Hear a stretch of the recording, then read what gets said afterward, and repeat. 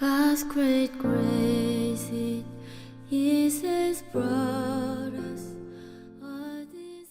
하나님 말씀은 신약성경 갈라디아서 4장 4절에서 7절입니다. 예수님은 왜 오셨는가?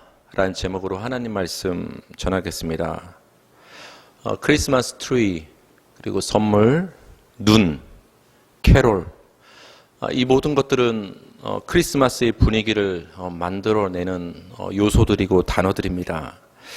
특히 캐롤이 들려질 때 우리는 크리스마스 시즌의 기분을 이제 느끼게 되는데요. 사실 우리 예전만 하더라도 길가에서 어떤 가게에 들어가면 크리스마스 캐롤이 예수님을 믿든 안 믿든 상관없이 크리스마스 분위기를 한층 높였던 것을 우리는 기억을 하고 있습니다. 근데 어느 날부터 수년 전부터 길거리에서 캐롤이 사라졌죠. 그래서 왜 그런가 했더니 캐롤도 저작권이 있다. 그래서 함부로 이렇게 허락 없이 틀 수 없다. 뭐 그런 얘기를 들어서 좀 아쉬운 점이 있었어요. 근데 얼마 전 뉴스를 보니까 저작권 때문만이 아니라 캐롤을 틀으면 어떤 소음에 관한 민원들도 있고, 또 이제 그 캐롤을 밖에 들려지게 하기 위해서는 가게에선 또 이렇게 문을 열어놔야 되잖아요. 안에서 틀고 그러면. 그럼 이제 난방에 관한 나라에서 규제를 또 영업장들은 또 한다고 합니다. 이런 여러 가지 요소들로 인해서 어찌됐든 간에 캐롤의 어떤 소리는 굉장히 사라진 것을 우리는 보게 됩니다. 예나 지금이나 크리스마스가 되면 아이들은 들뜬 분위기를 느낍니다. 저도 어린 시절에 크리스마스만 다가오면 제발 눈 와라, 제발 화이트 크리스마스가 됐으면 좋겠다. 근데 지금은 마음이 완전히 반대예요. 제발 눈 좀 오지 마라. 젊은 남녀들은 특히 크리스마스 시즌만 되면 이날은 꼭 누구 만나는 날? 남녀가 부모님 만나는 날이 아니야. 남녀가 서로 애인끼리 꼭 만나야 되는 날. 그렇죠? 꼭 술 한잔 이렇게 좀 이렇게 해야 되는 날. 뭐 이런 데 초점을 사람들이 둡니다. 예수님이 이 땅에 오신 목적과 성탄의 목적과 이유에는 사실 아무런 관심이 없어요. 너무나 당연해요. 그들은 예수님을 믿지 않기 때문이죠. 물론 그리스도인이라면 예수님이 이 땅에 오신 목적은 우리를 죄에서 구원하시기 위해서 오셨다라고 너무나 간단하고 분명한 그 답을 우리는 잘 알고 있어요. 그럼에도 불구하고 저는 오늘 복음서가 아닌 갈라디아서 본문을 통해서 예수님이 이 땅에 오신 성탄의 그 목적과 그 오신 결과에 대해서 여러분께 말씀을 드리기를 원합니다. 갈라디아서 4장 4절을 우리 한번 같이 읽어볼까요? 시작. 내가 참에 하나님이 그 아들을 보내사 여자에게서 나게 하시고 율법 아래에 나게 하신 것은 하나님이 그 아들을 보내사, 그러니까 하나님이 보냈기 때문에 예수님이 여자에게서 사람으로 태어나신 거예요. 그러니까 먼저는 뭐냐? 하나님이 보내신 일이 있었다라는 거예요. 이 성탄절은 하나님이 예수님을 보내셨기 때문에 우리에게 성탄절이 주어졌다는 것이죠. 우리 요한복음 7장 28절 29절 다 같이 시작. 예수께서 성전에서 가르치시며 외쳐 이르시되 너희가 나를 알고 내가 어디서 온 것도 알거니와 내가 스스로 온 것이 아니니라.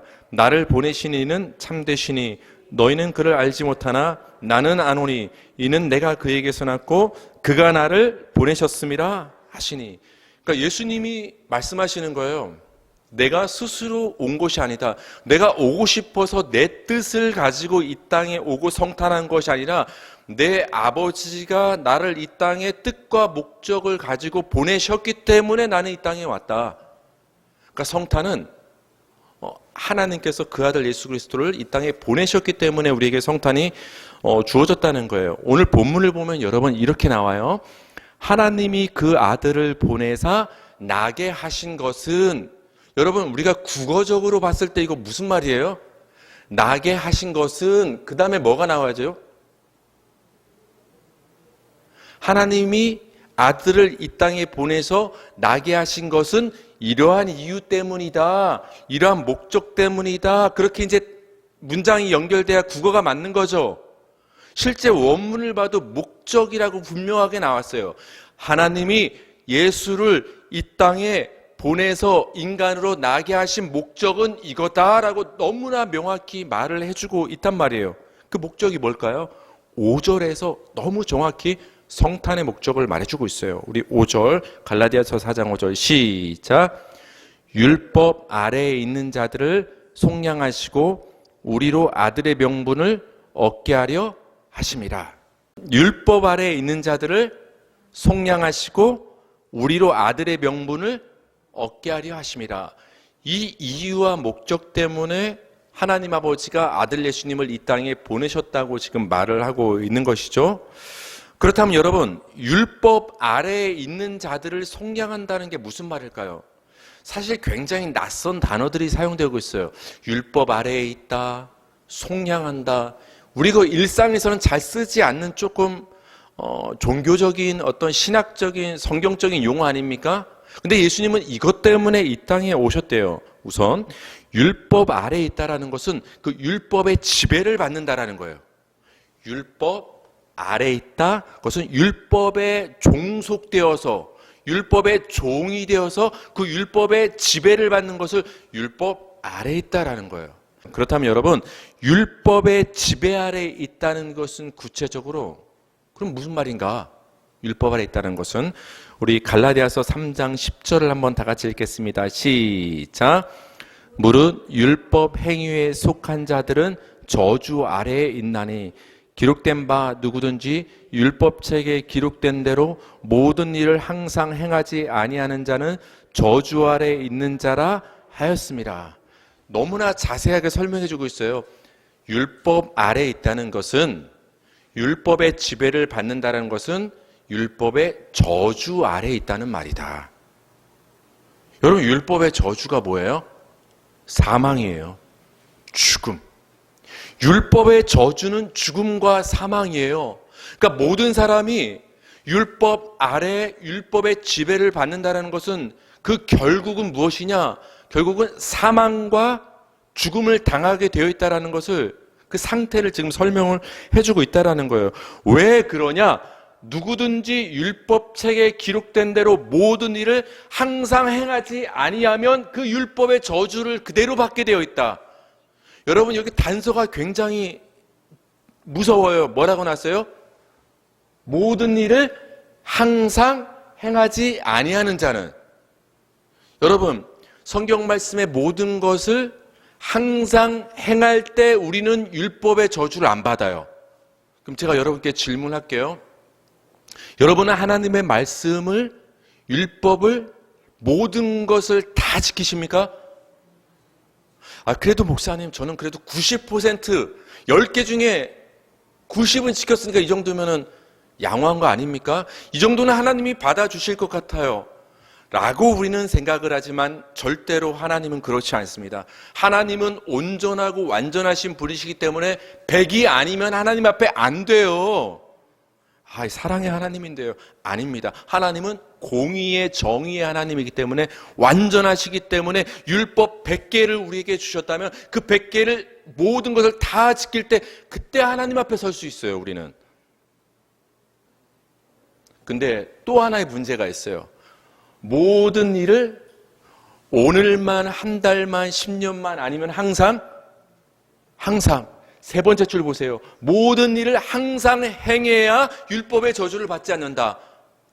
그래요, 우리가 어떻게 고군분투해서 굉장히 노력을 해서 하나님의 율법을 다 지켰다고 칩시다. 근데 어제는 지켰다 오늘 못 지킬 수 있어요. 잠깐 실수해서. 계속 잘하다가 한 번 실수할 수 있어요. 근데 하나님은 어떤 기준을 우리에게 적용시키시느냐? 모든 하나님의 말씀과 율법을 다 지켜야 되는데 항상 지켜야 된다. 그럴 때 율법의 저주를 받지 않을 수 있다라고 말씀하세요. 그렇다면 어느 누구가 이 하나님의 기준에서 자유로울 수 있느냐는 거예요. 모든 인간이 다 이 율법의 저주에 걸릴 수밖에 없다라는 거예요. 다 죽을 수밖에 없다라는 거예요. 그렇기 때문에 여러분, 율법 아래에 있다 이 말은 모든 인간은 율법의 저주를 받아서 죽을 수밖에 없는 상태에 있다라는 그 인간의 죄의 상태를 율법 아래에 있다, 이 단어를 통해서 지금 말을 해주고 있는 거예요. 로마서 3장 19절 우리 같이 한번 읽어볼게요. 시작. 우리가 알거니와 무릇 율법이 말하는 바는 율법 아래에 있는 자들에게 말하는 것이니 모든 입을 막고 온 세상으로 하나님의 심판 아래에 있게 하려 함이라.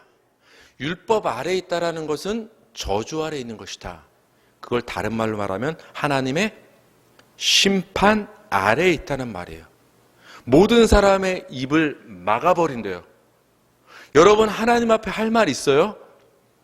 여러분, 죄 지은 사람은 유구무원 아닙니까? 사람 사이에서도. 근데 그 온전하신 하나님 앞에 우리가 항상 모든 것을 지키지 못한 입장에서 그 하나님 앞에서 우리가 무슨 말을 할 수가 있느냐는 거예요. 여러분, 욥기서를 보면 욥이 입을 벌려가지고 하나님께 계속 항변합니다. 하나님, 나한테 갑작스럽게 이런 큰 재앙과 난리들이 일어났는데 나는 이거 받을 사람이 아닙니다. 하나님 아시죠? 나 얼마나 깨끗하고 의롭게 살았습니까? 근데 어떻게 나한테 이런 일이 일어날 수가 있습니까? 너무하십니다. 욥이 욥기 후반부까지 갈 때까지 계속 하나님께 따집니다. 인간은 그래요. 계속 자신의 의롭다는 것을 계속 주장을 해요. 근데 하나님이 폭풍 가운데 나타나니까 그 하나님의 임재를 목도하는 순간 욥이 어떻게 합니까? 계속 하나님 앞에서 그 제잘거렸던 입을 확 다뭅니다. 내가 창조주 그 위대하신 하나님 앞에서 내가 함부로 감히 입을 놀렸습니다. 내가 죄인입니다. 깨닫게 되는 거예요. 하나님의 심판 아래에 있어서 온 세상의 입을 막으시는 거예요. 율법 아래에 있다, 그것은 저주 아래에 있다는 말이고, 저주 아래에 있다, 그것은 하나님의 심판 아래에 있다는 거예요.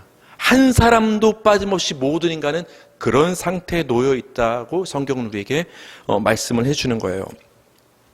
따라서 율법 아래에 있는 자들을 속량한다, 이 말은 율법의 저주 아래에 있어서 하나님의 심판으로 사망에 이를 수밖에 없는 죄인을 속량한다는 의미가 있는 거예요. 율법의 저주를 받아서 심판받아 마땅한 죽어 마땅한 죄인을 속량한다라는 의미가 있는 거예요. 그럼 여러분, 제가 물을게요. 여러분, 그래도 웬만하면 신앙생활 오래 하셨으니까 속량이 뭐예요? 주님이 우리를 속량하셨다, 많이 말 쓰잖아요. 속량이 뭡니까? 우리가 구원은 너무나 쉽게 구원하셨다 쓰지만 그 구원의 정확한 의미를 파고 들어가면 속량이거든요. 에베소서 1장 7절 우리 읽어볼게요. 시작.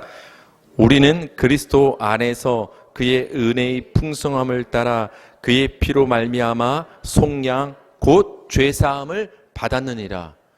너무 쉽게 설명해주고 있죠. 속량 곧 죄사함. 그러니까 속량은 바로 뭐다? 죄사함이 속량이다. 그러니까 하나님께서 그 아들을 이 땅에 보내신 그 목적은 율법 아래에 있어서 심판과 저주를 받아서 죽어 마땅한 우리의 죄를 어떻게 하기 위해서 오신 것이다? 속량하시기 위해서, 사하시기 위해서, 그 죄를 사하시기 위해서 예수님께서 이 땅에 오셨다라는 거예요. 그러니까 죄사함을 받는 게 속량이에요. 여러분, 우리가 죄를 지면 그 죄인이 나라의 심판을 받아서 감옥에 들어가거나 벌금형으로 값을 치르지 않습니까? 그러니까 죄는 반드시 죄값을 치러야 돼요. 여러분은 죄인입니다. 그럼 여러분은 하나님 앞에 죄값을 치러야 돼요. 그럼 우리의 죄값은 얼마일까요? 얼마예요? 한번 생각해 보세요. 어린 시절부터 지금까지 지은 죄 한번 파노라마처럼 쭉 떠올리면서 이거는 내가 좀 큰 죄, 작은 죄, 이 정도면 하나님 앞에 이 정도 죄값을 치르면 용서받을 수 있겠다. 얼마인 것 같아요? 너무나 자세하게 하나님은 성경에서 달란트로 말씀해 주십니다. 너희는 10,000달란트 빚진 자야. 이 달란트는 뭐 1달러, 1엔, 뭐 위안, 몇 원 이런 돈 단위로서 달란트가 아니라 달란트는 무게의 단위예요. 10,000달란트는 엄청난 중량의 금과 은을 가리키는 거예요.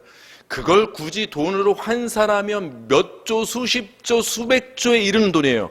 근데 여러분, 그거 갚을 수 있어요? 평생이라도? 그래서 찬송가 가사가 그런 거예요. 평생 갚아도 빚진 자 되요. 10,000달란트 빚진 죄인이기 때문에 우리는 도저히 우리 스스로는 살아있는 동안 그 죄값을 치를 수가 없어요. 말이 10,000달란트지 이것은 값을 매길 수 없는 죄인이라는 거예요. 그럼 여러분, 1년치 죄를 지은 사람은 1년치 감옥에 들어가죠. 10년치 죄 지은 사람은 10년 들어가요.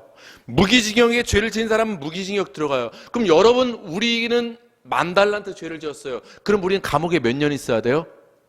영원히. 그래서 지옥은 영원한 거예요. 우리의 죄값이 그렇게 크기 때문에. 그래서 우리는 우리 스스로 죄값을 치를 수가 없는 거예요. 근데 예수 그리스도께서 이 땅에 오심으로 십자가에서 피를 흘리셨는데 그 예수님의 십자가 피를 하나님께서 죄값으로 인정하시고 받아주신 거예요. 그러니까 예수님은 십자가에서 여러분의 죄값을 대신 치르신 거예요. 대속인 거예요. 대속. 속량하신 거예요. 그래서 우리가 죄사함을 받은 거예요. 이걸 위해서 예수님이 이 땅에 성탄하셨다라는 거예요. 괜히 오신 게 아니라 율법의 저주와 심판 아래에 있어서 결국은 그 율법의 저주와 심판을 받아서 영원한 지옥 형벌을 받을 수밖에 없는 저와 여러분을 그 죄를 값을 치러주시고 사해주시고 자유하게 하시기 위해서 예수님이 이 땅에 오셨다는 거예요. 그걸 위해서 하나님이 그 아들 예수를 우리 가운데 보내주신 거예요. 이게 성탄의 목적이 되는 거예요. 기본적으로 여러분, 이 속량이란 말에는 자유함이란 의미가 있어요. 따라 하실까요? 속량은 자유함이다. 아까 우리 찬송가 268장을 불렀어요. 괜히 부른 게 아니에요. 죄에서 자유를 얻게 하마. 속량의 결과는 자유예요. 속량의 결과는. 속량이란 말에는 기본적으로 대신 내가 어떤 사람 대신에 돈을 지불해서 값을 치러서 그 사람을 종의 신분에서 자유인의 신분으로 풀어주는 것. 그게 속량이 갖고 있는 기본적인 의미예요. 그러니까 예수님이 오셔서 대신 그 핏값을 치러주심으로 율법 아래에 매여서 종노릇하던 저와 여러분을 율법으로부터 자유하게 만들어 주신 것이 무엇이다? 그게 속량이고 구원인 거예요. 그걸 위해서 하나님은 예수님을 우리 가운데 보내주셨다라는 거예요.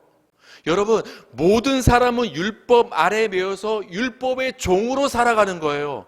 여러분, 율법의 종이 뭐예요? 종은 자기 마음대로 해요? 시키는 대로 해요? 쉽게 생각해요, 여러분. 종은 주인이 시키는 대로 하는 거예요. 율법 아래에 있다? 그 율법이란 주인이 시키는 대로 종로로 타는 게 율법 아래에 있다라는 거예요. 그게 사람의 본성인 거예요. 그러니까 사람은 시키지 않아도 율법주의로 그대로 냅두면 가요. 율법주의가 뭡니까? 예수 그리스도의 십자가를 붙잡는 것이 아니라 내 행위를 붙잡는 게 율법주의예요. 내가 하나님 이렇게 신앙생활 했으니까 복을 주세요. 하나님 내가 이렇게 선하게 살았으니까 구원해 주세요.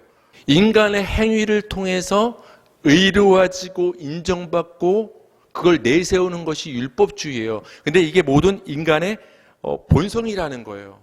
근데 그 율법에 매여 있던 자들을 예수님이 십자가에서 대신 핏값을 치름으로 거기서 우리는 자유하게 하셨다라는 거예요. 그게 성도의 상태예요. 그러니까 여러분은 더 이상 율법의 종이 아닌 거예요. 여러분의 정체성을 분명히 아셔야 돼요. 여러분 한번 이렇게 고백해 볼 거예요. 나는 더 이상 율법의 종이 아니다. 근데 왜 자꾸 율법의 종로로 타려고 그렇게 안달이 나 있느냐는 거예요. 여전히 행위를 붙잡으려고, 여전히 행위를 내세우려고, 여전히 내가 이렇게 살지 않으면 하나님이 나를 내치겠지. 여전히 왜 내 행위를 중심으로 신앙을 하고 있느냐는 거예요. 여기서 우리를 자유하게 하시려고 주님이 이 땅에 오셔서 피를 흘리셨는데, 그래서 성탄하셨는데,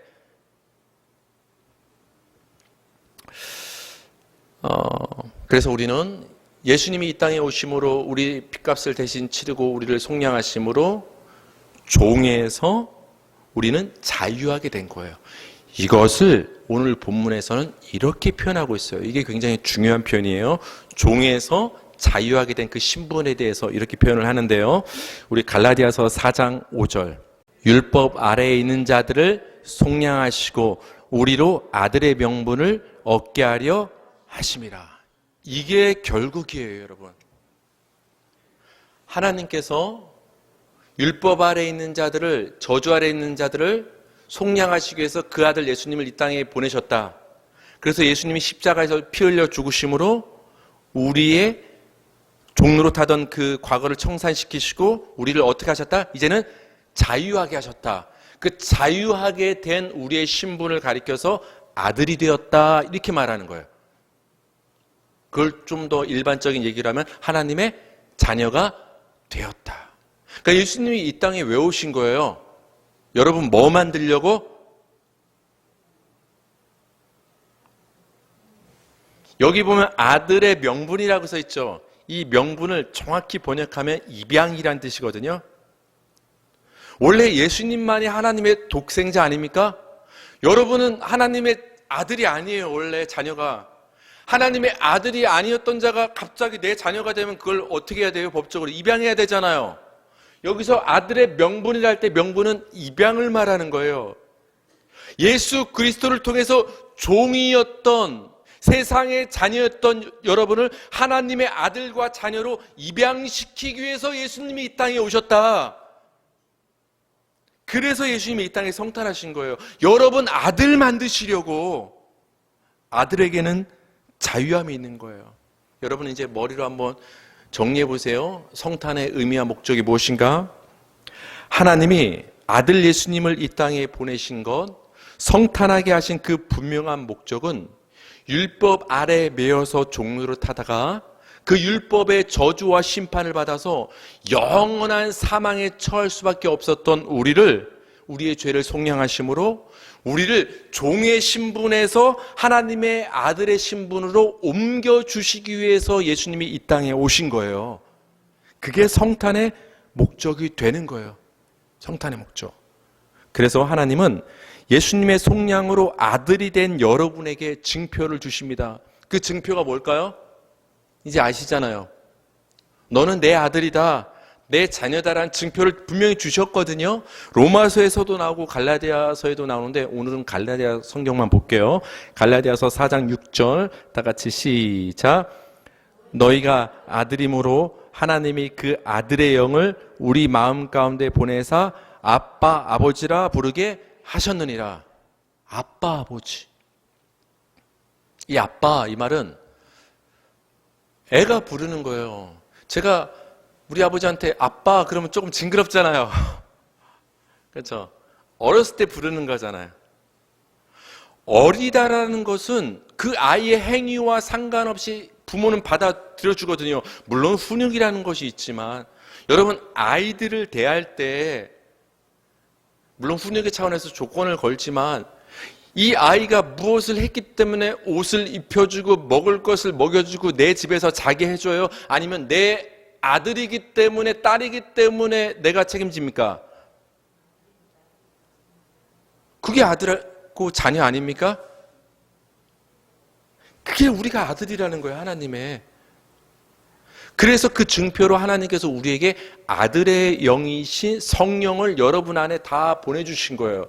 그래서 여러분 성령을 받은 자만 하나님을 창조주로 멀리 바라보는 것이 아니라 아주 내밀하고 가까운 아빠, 아버지로 부르게 되는 거예요, 아이처럼. 그래서 우리는 기도할 때 하나님 앞에 나서 어떻게 기도하는 거예요? 주여 이렇게도 기도하지만 아버지 이렇게 부르잖아요. 성령 받은 자만 아빠, 아버지하고 땡깡 부릴 수 있는 거예요. 여러분에게 성령이 오신 줄 믿습니다. 그렇기 때문에 여러분은 하나님의 아들인 거예요. 자유해진 거예요. 더 이상 세상과 율법의 종이 아니라는 거예요. 그렇다면 여러분, 왜 이렇게 아들이 된다는 게 중요할까요? 딸이면 어떻고? 제가 항상 말씀드리잖아요. 왜 굳이 성경은 딸이 아니라 아들 되는 거? 왜 아들 얘기를 많이 해놨을까? 왜 하나님은 예수님을 이 땅에 보내시면서까지 여러분을 아들 만드시려고 했을까?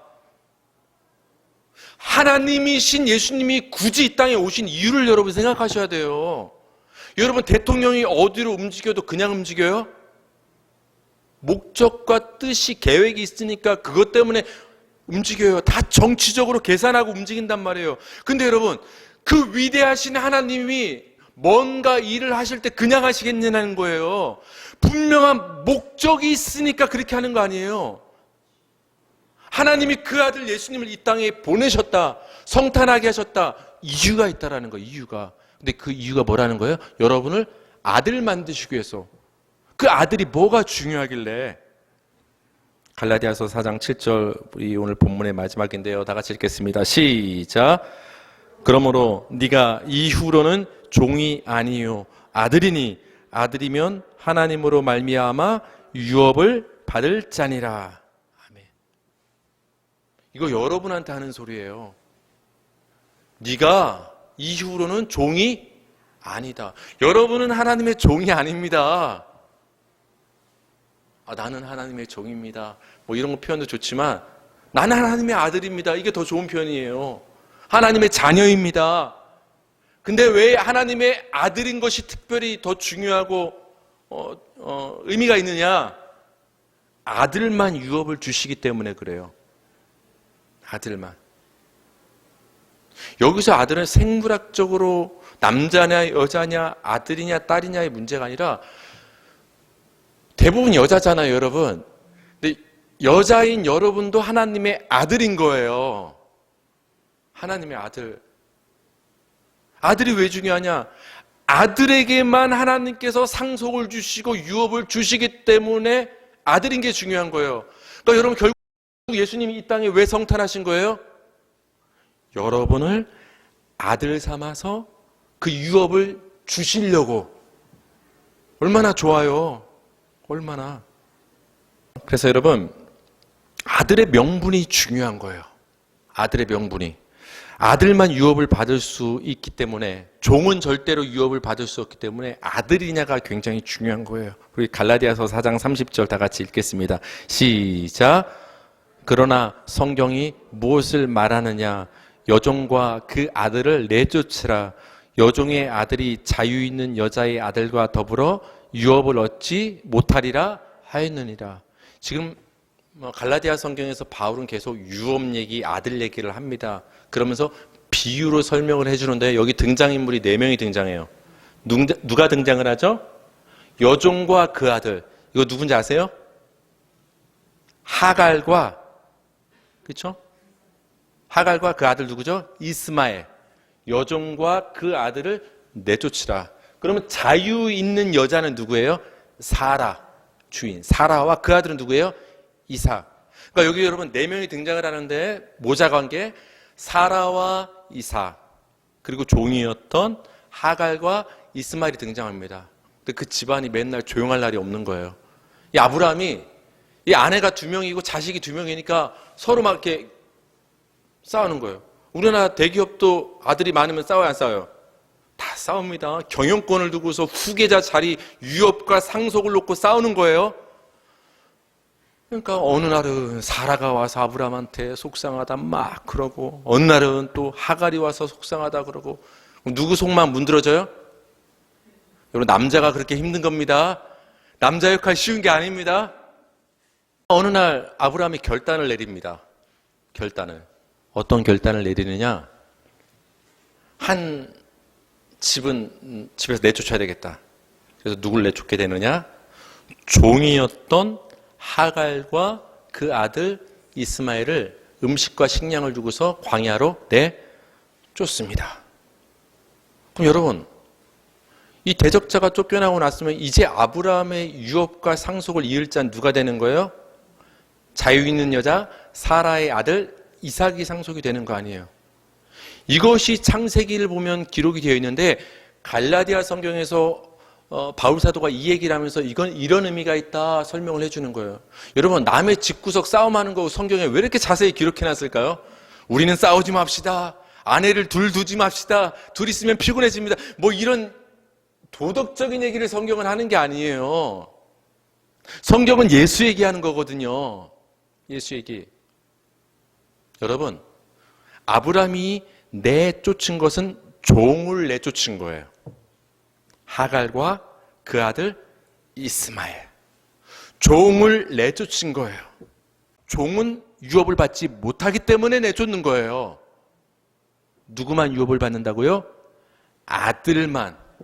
그래서 자유한 여자의 아들인 이삭만 집에 남겨놓고 아브라함의 상속자가 되는 거예요.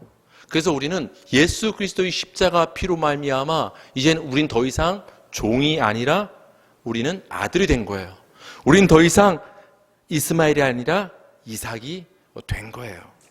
아들이 받게 되는 유업은 우린 너무나 잘 알고 있죠. 레위기 20장 24절 한번 볼까요? 레위기 20장 24절 시작. 내가 전에 너희에게 이르기를 너희가 그들의 땅을 기업으로 받을 것이라. 내가 그 땅 곧 젖과 꿀이 흐르는 땅을 너희에게 주어 유업을 삼게 하리라 하였노라. 여러분, 이스라엘 백성들에게 기업으로 상속으로 유업으로 하나님이 주신 게 뭐예요?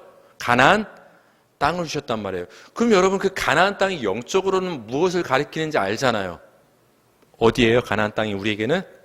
천국이 우리의 가나안 땅 아니에요? 요단강 건너가 보자 뭐 이런 말 나오잖아요. 요단강 건너면 어디예요? 가나안이었거든요. 죽음의 요단강 건너면 우리가 가나안 천국에 가게 되는 거거든요. 그러니까 이스라엘 민족에게 유업으로 주셨던 그 가나안 땅은 바로 우리 믿는 성도들, 하나님의 아들 된 우리에게 주실 그 천국이 우리의 유업이 되는 거예요. 그래서 베드로 사도는 이렇게 말하죠. 우리의 유업은 하늘에 간직되어 있다. 이 땅의 것이 아니다. 여러분이 하나님의 아들이기 때문에 하나님이 계신 그 하늘에 여러분에게 상속될 유업을 하나님이 준비해 놓으셨다라는 거예요. 그것은 여러분이 무엇을 했기 때문에 얻는 것이 아니라 아들이기 때문에 가면 주는 거예요. 갈라디아서 5장 21절 마지막으로 시작. 투기와 술 취함과 방탕함과 또 그와 같은 것들이라. 전에 너희에게 경계한 것 같이 경계하노니 이런 일을 하는 자들은 하나님의 나라를 유업으로 받지 못할 것이요. 하나님의 나라를 유업으로 받지 못할 것이요. 이 말이 뭐예요? 하나님의 나라가 그게 유업이다. 하나님 나라 자체가 하나님이 우리에게 상속시켜줄, 물려줄 유업이 되는 것이다. 여러분, 하나님 나라 천국 가길 다 원하십니까? 그러면 하나님 나라 어떻게 하면 갈 수 있어요? 1번, 선하게 내가 율법을 다 지키면 하나님 나라에 간다. 2번, 내가 하나님의 아들이면 자녀이면 간다. 몇 번이에요? 여러분, 우리 다 천국 가길 원하잖아요. 그럼 어디에 초점을 맞춰야 돼요? 내 행위에 초점을 맞추는 게 아니라 내가 아들됨에 초점이 있는 거예요. 근데 그 아들됨은 망각한 채, 잊어버린 채, 별로 이게 소중히 여기지 않은 채 그저 내 행위에 열심을 내는 게 지금 오늘날 신앙의 현실 아닙니까? 결론을 여러분 내릴게요. 자기 행위와 열심을 붙잡는 자는 종입니다. 아버지의 은혜와 사랑을 붙잡는 자가 아들입니다, 여러분. 아버지를 떠났던 둘째 아들 탕자는 어떤 마음을 가지고서 아버지께 돌아왔죠? 다 필요 없다. 그저 아버지가 나를 받아주시기만 하면 좋겠다. 그 마음으로 집으로 왔더니 아버지가 그 아들에게 책망을 안 해요. 아무런 소리 안 하고 가장 좋은 옷을 입혀주시고 가락질 껴주시고 좋은 신을 신겨줘요. 그 무슨 뜻이에요? 내가 너를 뭘로 받아들인다? 아들로 받아들이는 거예요. 탕자가 뭐 한 게 있어요, 여러분? 호랑방탕에서 다 날렸잖아요. 근데 지금 아들로 받아주시는 거예요. 근데 여러분, 탕자의 형이었던 그 첫째 아들은 아버지한테 뭐라고 따집니까? 아버지, 이 둘째 아들, 이 못난 아들 탕자가 집 나가서 다 탕진할 동안 나는 아버지 곁을 지키지 않았습니까? 몇 년 동안, 여러 해 동안 아버지 명령을 어긴 적이 없지 않습니까? 여러분, 명령을 어긴 적이 없다. 이거 뭐예요? 내가 율법을 지키기 위해서 그렇게 열심히 살지 않았습니까? 근데 나한테 무슨 새끼 한 마리도 잡아주지 않았다? 염색. 그래서 여러분, 내 행위를 붙잡는 사람은 결국은 보상을 바라고 그 보상을 받지 않으면 서운해하게 돼 있어요. 자기 행위를 붙잡는 사람. 왜? 내가 했다는 생각이 있거든요. 그렇지 않아요? 여러분, 하나님 앞에 나갈 때 우리가 하나님, 내가 이렇게 할 테니 이렇게 해주세요. 그건 여러분 종이에요. 첫째 아들이 뭐라고 말해 아버지한테? 나 아버지 여러 해 동안 이렇게 했으니까 염소새끼 잡아주세요. 이렇게 했으니까. 그러니까 아버지와 아들의 관계로서 첫째 아들은 하나님께 나간 게 아니라 무슨 관계로 나간 거예요? 그러니까 평생 종으로 산 거예요. 평생 종으로. 얼마나 안타까워요. 근데 탕자는 아버지께 뭘로 돌아온 거예요? 아들로 돌아온 거예요. 그래서 아버지가 드디어 송아지 새끼를 잡아서 잔치를 벌렸습니다. 그 잔치에 누가 들어갔죠, 여러분? 둘째 아들이 들어갔나요? 집에 가서 누가복음 15장 꼭 읽어보세요. 둘째 아들이 들어갔어요? 첫째 아들이 들어갔어요? 여러분, 우리가 봤을 땐 첫째 아들이 들어가야 되는 거 당연한 거 아니에요? 아버지 옆에서 그렇게 충성하고 명령에 순종하면서 그렇게 열심히 살았으면 당연히 첫째 아들이 들어야 되는 거 아니에요? 허랑방탕한 둘째 아들은 자격이 없어야 되는 거 아니에요? 근데 오히려 아버지가 배설한 그 연애 잔치에 누가 들어갔냐? 둘째 아들 탕자가 들어가는 거예요. 그리고 첫째 아들은 스스로 들어가기를 거부합니다. 그러니까 여러분, 천국은 하나님이 안 보내서 안 가는 게 아니라 스스로 인간이 거부해서 천국을 들어가지 않는 거예요. 지옥은 스스로 제 발로 가는 거예요. 여러분, 왜 둘째 아들은 들어갔고 첫째 아들은 들어가지 못했을까요? 이게 오늘 저희 마지막 질문이에요. 우리가 봤을 땐 첫째 아들이 잔치에 천국에 들어갔어야 되는데 첫째 아들은 못 들어가고 우리가 봤을 때 자격 미달인 왜 둘째 아들이 잔치에 들어갔을까? 왜 그랬을까요? 첫째 아들은 뭐였고? 종의 삶을 살았고 둘째 아들은 뭐였기 때문에? 아들이기 때문에 아버지의 잔치에 들어가는 거예요. 아버지의 잔치, 천국은 아들만 들어갈 수 있는 거예요. 우리 성도는 예수 그리스도의 십자가 피로써 다 아들이 된 자예요. 여러분, 더 이상 종에 매여서 조바심 내면서 내가 뭘 어떻게 할까? 죄의 종 노릇하며 율법의 종 노릇하며 종의 삶을 살지 않길 바랍니다. 거기서 우리를 자유케 하시기 위해서 하나님은 그 아들 예수님을 이 땅에 보내셔서 예수님이 우리 마음 가운데 성탄하신 거예요. 그래서 우리는 종에서 아들로 그 신분이 바뀐 거예요. 예수님의 성탄으로 말미암아 더 이상 종의 삶이 아닌 아들의 삶을 사는 자유한 저와 여러분이 되기를 주님의 이름으로 축복합니다.